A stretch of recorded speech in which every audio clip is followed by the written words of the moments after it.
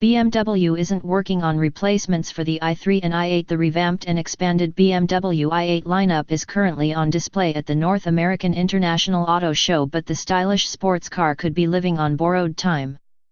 BMW is in the midst of launching a handful of plug-in hybrid and electric vehicles based on conventional platforms, and this effort will kick into high gear when the company unveils an electric version of the X3 crossover in 2020.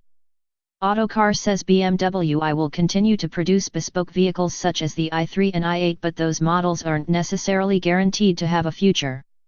According to the publication, the i3 served its purpose of showing how the company could create an electric vehicle, while the i8 demonstrated how BMW could improve performance with electrification.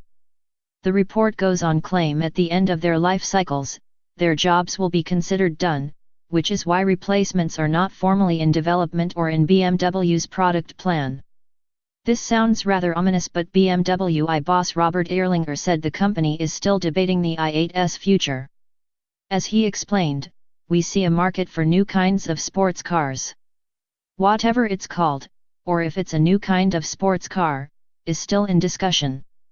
BMW design director Domagoj Dokek was more blunt as he said the i8 achieved its goals, so why do another one? He went on to suggest the i8 could be like the legendary M1 and simply fade away.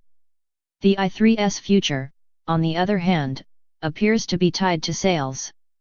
Car sales-based data shows the model dipped in popularity in the United States last year as the company only sold 6,276 units.